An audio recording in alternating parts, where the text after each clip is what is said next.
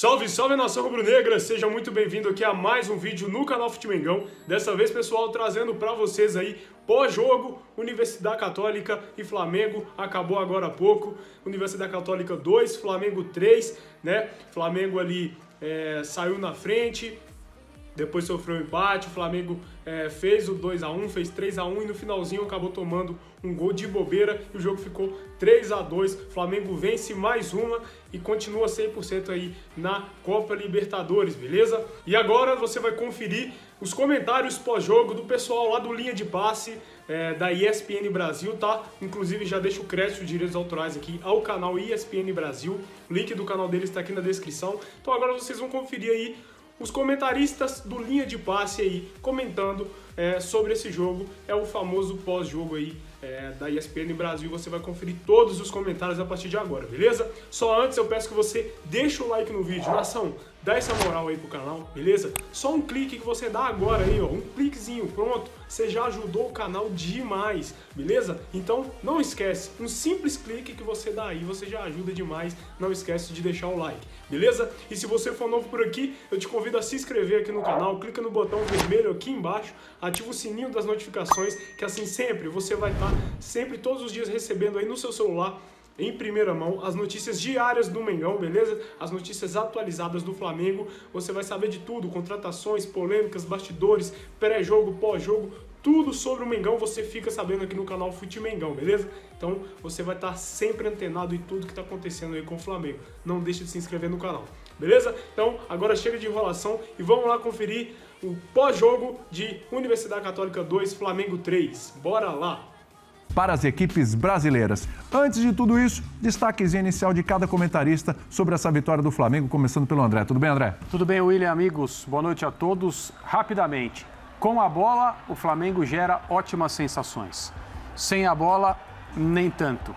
E esse jogo é mais um dessa fase de grupos da Libertadores que deixa claro que é um absurdo não haver arbitragem eletrônica desde o início do torneio. Sem dúvida nenhuma. Gustavo Zupac, boa noite. Boa noite, William. Boa noite, companheiros. Boa noite, fã de esportes. A minha visão é muito próxima à do André em relação a esse Flamengo que mostrou virtudes que nós estamos acostumados a ver e mostrou defeitos que nós estamos acostumados a ver, né? Então, um Flamengo que se movimentou muito bem ofensivamente e a impressão que dá é que, embora esse não seja o jogo em termos de padrão, de parâmetro competitivo, em termos de exigência do adversário mais apropriado para sermos definitivos, mas a impressão que dá é que a cada jogo que passa, e a gente tem uma amostragem que vai se tornando maior, aquele desconforto que era visível em campo sobre as ideias, entre as ideias do Paulo Souza e aquilo que os jogadores poderiam executar dentro de campo, esse desconforto vem diminuindo nesse tipo de lance que a gente está vendo aí. Nos momentos ofensivos, os jogadores me parecem cada vez mais à vontade.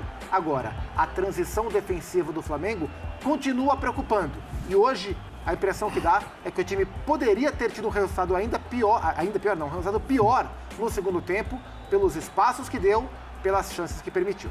Durante um bom período do segundo tempo, só deu Católica, mas não acertou o alvo, né? Acertou o alvo 2 vezes, né? Que na realidade quem acertou foi o Flamengo, né? Os 2 gols contra. Tudo bem, Jean? Tudo bom, William? Boa noite para você, para os companheiros. Pois é, como os companheiros já fizeram um destaque em relação ao jogo de maneira geral, eu vou destacar individualmente um jogador que foi o Bruno Henrique. Para mim, uma surpresa até a atuação dele, né? Não porque ele não possa fazer o que fez, a gente já cansou de ver o Bruno Henrique fazer isso.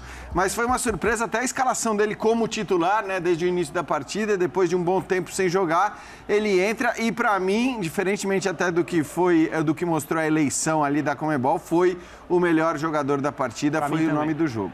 Reeditou a boa dupla aí com o Gabigol. Outro assunto para a gente discutir aqui hoje. E 2 zagueiros, né? Vamos falar sobre isso também.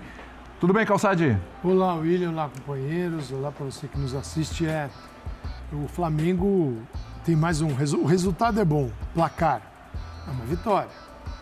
Tomar 2 gols da Católica, a estatística do jogo é maravilhosa. 11 chutes, nenhum acerto, 2 gols. Porque os 2 foram bater em jogadores do Flamengo. O Isla mandou pro gol, esse aqui desvio do Pablo. Mas o Flamengo, pelo nível que tem, não pode sofrer tanto. Isso quando chegar o mata-mata, com uma fase mais aguda e difícil com outros adversários, vai ser um prejuízo muito grande, porque um placar como o de hoje, no mata-mata, pode ser revertido. Então essa é a missão do Paulo Souza. Porque com a bola, a gente vê os movimentos, você tem... A hora que você reúne Arrascaeta, Bruno Henrique e Gabigol no mesmo espaço do campo, sai jogo. E hoje saiu algumas vezes. As oportunidades foram criadas. Mas sem a bola não dá para ser tão vulnerável. Muito solto o jogo. É porque aí o torcedor geralmente traduz errado as coisas. Pô, mas como? A culpa é da alteração. Não, a culpa é do comportamento de quem estava. O Flamengo não passou a ficar vulnerável porque as alterações foram feitas. Talvez as alterações tenham sido feitas também por estar vulnerável. Mas as coisas continuaram assim. Sim. Então, os comportamentos dos jogadores, o que eu faço em determinada situação, isso não está estabelecido. Vamos Time falar. com 3 zagueiros, 2 volantes. Então, Registre apenas no seu relatório aí que a diretoria determinou destaques rápidos e só um participante do programa obedeceu. Ele anda com cronometra o destaque mas a assim, meio agora. aqui foi curto também, não foi? Isso é uma indireta para Mas os o calçados. curto e longo é algo Não, não, totalmente indireta pro calçado, que alongou um pouquinho mais. Pode cronometrar. Você viu, né? Curto e longo é muito subjetivo que é curto Aqui nesse e longo. programa não há indireta. Ele tem pouco contato com a programa não há diretoria, ele não sabe o que é curto e longo. Os dois aqui, Até ó. às 23 horas para debater os assuntos. Tá longo ou tá curto o programa? O programa está ótimo. Tá hoje. ótimo, muito bem. excelente. Vamos ouvir o Gabigol na saída de campo, vamos lá. Preguntarte por el resultado del partido, el análisis que haces del juego y 2 anotaciones importantes para la victoria. Sim, jogo muito difícil. Conseguimos jogar bem no campo complicado. Uma viagem longa também, mas preparamos muito bem. Conseguimos fazer um grande jogo. Muito feliz pelos gols. Com a ajuda do Bruno Henrique e de todo o time. Fizemos uma grande partida e uma grande vitória que é muito importante. Gabriel, muchas gracias. É um grande jogo, uma grande partida, é aquele... Termina o jogo e é aquele comentário ali do jogador proforme, né? Aquela coisa que todo mundo fala, mas não foi um grande jogo, uma grande partida, embora a vitória foi importante. Acho que ele falou mais sobre o pedaço dele, né? A turma dele teve uma grande atuação, né? O Gabriel perdeu algumas chances, em especial no segundo tempo, ele poderia ter matado o jogo. Não matou no momento em que o jogo estava de trocação, né, com a Católica chegando, embora não finalizando para o gol, mas o Flamengo também chegando. A partir das alterações, e falaremos sobre ela, o Flamengo passou a chegar bem menos e só a Católica chegou, né? Isso na última faixa de tempo do jogo. Mas no que diz respeito à atuação do Gabriel, a atuação do Bruno Henrique, do Arrascaeta, o Everton Ribeiro um pouco abaixo desses 3, o que não quer dizer que tenha ido mal, o Flamengo se movimentou muito bem. E acho que essa é a palavra, movimentou. Porque originalmente era o Bruno Henrique naquela faixa como ala, quando o Flamengo tem a bola, né? Como ala pela esquerda, com o Everton na direita, o Arrasca atrás e o Gabriel de centroavante. Mas a gente viu, especialmente no primeiro tempo, muita movimentação, muita. Tinha hora que estava Bruno Henrique de 9, o Gabriel na direita, o Everton por dentro e o Arrascaeta na esquerda. Então essa movimentação foi bastante importante e bastante determinante para o ataque do Flamengo funcionar. Então, acho que você tem uma grande notícia do jogo de hoje, além do resultado, que é expressivo em termos de classificação, mas olhando para a atuação propriamente dita, é a melhor, a mais leve movimentação do ataque do Flamengo, que resultou em muita chance. O Flamengo teve muito volume de jogo, especialmente no primeiro tempo. Essa é a questão. Acho que a gente tem várias coisas para a gente pontuar de deficiências ainda que o Flamengo tem. Mas vamos tentar começar a olhar o copo meio cheio, André. O que tem de bom para a gente avaliar desse Flamengo, levando em consideração, inclusive, a expectativa no começo da Libertadores e 3 jogos depois. O que apresentou hoje que a gente pode falar? Aqui melhorou, aqui está evoluindo. Pois o que mais me chama a atenção é que o Paulo Souza parece ter compreendido e ter convicção nessa compreensão que determinados jogadores do time do Flamengo precisam se sentir cômodos, precisam se sentir confortáveis dentro do sistema que ele continua aplicando. Nós temos aqui um treinador aplicando um sistema a um grupo de jogadores. É isso que está acontecendo. Era mais rígido na época do campeonato estadual, com muita observação, com jogadores sendo retirados dos seus papéis habituais e colocados em outro tipo de função em campo. O Everton Ribeiro é o símbolo dessa tentativa e ele é o símbolo da reversão da tentativa também. Mas não no sentido de eu vou continuar instigando esses jogadores e esse grupo a sair um pouco daquilo que eles entendiam como o normal. E aí você pode dizer, você está sendo contraditório, porque se ele está fazendo os jogadores se sentirem confortáveis agora, Everton, De Arrascaeta, Bruno Henrique voltando, Gabriel Barbosa, o que estava acontecendo antes? O que estava acontecendo antes era o projeto de um treinador contratado para, de certa maneira, encontrar uma forma de acabar com o comodismo excessivo que marcava o grupo do Flamengo desde o ano encantador de 2019. Ele não foi trazido para dar sequência a nada. Ele não foi trazido para fazer o mesmo. Ele foi trazido para criar um time da maneira que ele entende, a assinatura dele. Que ele entende ser correta com esse grupo de jogadores. Mas ele desistiu de certos mecanismos. Talvez ele volte a essas ferramentas, a essas ideias mais para frente. Mas ele tem deixado do meio de campo para frente, em especial, os jogadores do Flamengo tomarem decisões que são mais naturais e interagirem da forma como estavam acostumados. Os grandes treinadores do mundo falam em interação mais até do que função. E a gente viu hoje o que acontece quando Bruno Henrique e Gabriel Barbosa se reencontram, digamos assim, ambos com liberdade de movimentação, ambos com autorização para fazer o próprio jogo mais próximo do gol adversário da maneira que eles acharem que devem fazer.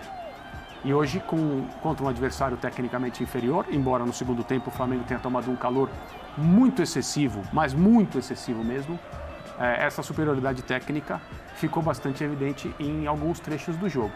Então, a minha impressão é que espera-se que o Flamengo continue subindo. Há algumas partidas antes do jogo contra o Atlético Paranaense pelo Campeonato Brasileiro, havia uma evolução bastante clara, envolvendo jogos de Libertadores e Campeonato Brasileiro. Aí, problemas de escalação, uma outra variação, o Flamengo foi mal de novo contra o Atlético Paranaense. Hoje não foi de todo bem, mas ganhou durante o primeiro tempo, comandou a partida. Teve falhas individuais? Não. Teve falhas defensivas que são coletivas, não são individuais, também desde o primeiro tempo. Mas eu acho que a marca do momento é jogadores que são decisivos, com liberdade para atuar da maneira que lhes convém. E isso é uma decisão correta da parte dele, para o momento. A questão é que assim, a gente, né, André, defendeu durante todo o campeonato estadual, como tinha que defender, que ele fizesse as experiências que julgasse necessárias, que ele tentasse aquilo que ele julgava ser o melhor time, o melhor esquema e tudo mais. O momento era ali. O momento era ali, e ele fez, e apanhou naquele momento, né? E certas coisas claramente não deram certo, e certas coisas das quais as pessoas reclamavam, de fato, acho que ficou claro que não dava para ser. Então, o André falou do Everton Ribeiro, esse talvez seja o melhor exemplo mesmo. O fato, e a gente precisa também admitir, é que apesar de todos os testes em relação ao posicionamento dos jogadores desse quarteto mais ofensivo, eles atuam hoje todos de maneira muito parecida, né? Muito parecida. Exatamente. Com a formação clássica do Flamengo. O que não quer dizer que o Flamengo não esteja jogando de maneira diferente, né? Então, aliás, é engraçado porque a Conmebol sempre divulga o Flamengo no 4-2-3-1, né? Escalação, na gráfica. E, de fato, é como o time entra em campo. Mas aí, logo que o Flamengo tem a posse de bola, você já vê o lateral direito, no caso hoje o Isla, se mandando para frente, o time jogando com os 3 zagueiros, com os 4 no meio. Então, assim, aquela ideia de jogo que o Paulo Souza tem e quis aplicar, ele está aplicando. Não é que ele desistiu de tudo, mas em relação à escolha dos lugares e das posições em que os jogadores iam atuar, pelo menos em relação a esse quarteto ofensivo, para mim está muito claro que ele tirou o pé, realmente, voltou atrás e tinha que ser assim. Porque se você também joga um campeonato estadual inteiro, chega na final desse estadual e os caras não estão rendendo e já renderam tanto em outras posições... Volta atrás, não custa nada. E hoje mesmo você vê que o Marinho, quando entrou na direita. Que me parece também ter uma lógica. Né? E aí até uma correção de rota dele, né? Porque ele vinha usando o Marinho na esquerda e o Lázaro também. Eles estavam brigando pelo espaço. No último jogo, contra o Atlético Paranaense, ele colocou os dois, mas ele jogou o Lázaro para a direita. E deu super errado. Né? Enfim, não deu certo. Era muito mais fácil jogar o Marinho por onde o Marinho atuava no Santos. Eu até falei isso esses dias no Sport Center. Para mim é um pouco claro que o Paulo Souza não gosta do Marinho pela direita. Aquele Marinho do Santos, que motivou o Flamengo a contratá-lo, aquele tipo de jogador em termos de função, o Paulo Souza não gosta. Hoje ele colocou. Mas sobre essa questão de colocar os caras nos lugares mais confortáveis, é interessante que quando ele volta com o Bruno Henrique, quando o Bruno Henrique volta da penúltima lesão, né? Hoje ele voltou da última, ele abre o Bruno Henrique na esquerda, né? Onde já foi o Everton, onde já foi o Lázaro. E aí há uma gritaria. Onde já se viu o Bruno Henrique de ala? O Bruno Henrique não tem que voltar para marcar lateral. Mas aí é uma falta de compreensão, né? Porque esse é o movimento do Flamengo com a bola, né? O Flamengo sem a bola. O Bruno Henrique ele ocupa a esquerda, mas o lateral na linha de 4 é o Felipe Luiz. Então, mesmo na posição onde muita gente achou que o Bruno Henrique estava deslocado, muito longe do gol, muito longe do Gabriel, a hora que o Flamengo tem a bola, o mais importante não é a posição que eles estão, é a função e a movimentação. E hoje a movimentação foi frequente. Então, o ponto de partida importa menos, né? O que importa é o fluxo. E o fluxo ofensivo do Flamengo foi excelente. O que não dá para ser aceitável para um time desse nível e nos jogos mais exigentes é a falta de controle. Porque o Flamengo controlou pouco o jogo ficou muito solto. E o Flamengo tem que controlar mais o jogo, especialmente se estiver vencendo. Até acho que por isso ele colocou o Andréas no lugar do João Gomes no intervalo. Foi.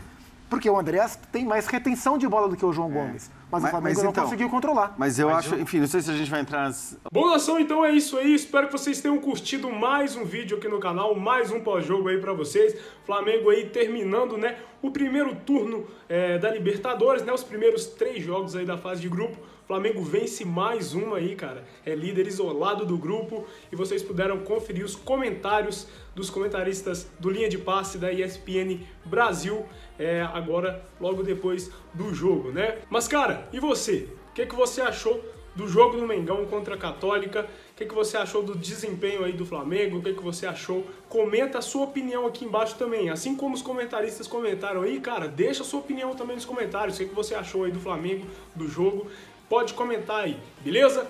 E não esquece, deixa o like no vídeo, o like é muito importante, um simples cliquezinho que você dá aí já ajuda demais o nosso canal, beleza, nação? Então dá essa moral aí e não esquece de deixar o like. Se você for novo por aqui, novamente te convido a se inscrever no canal, clica no botão vermelho que está aqui embaixo, ativa o sininho das notificações e assim sempre você vai estar recebendo aí todos os dias no seu celular em primeira mão as notícias diárias do Mengão, as notícias atualizadas e assim você vai estar sempre por dentro de tudo que está acontecendo aí com o Flamengo.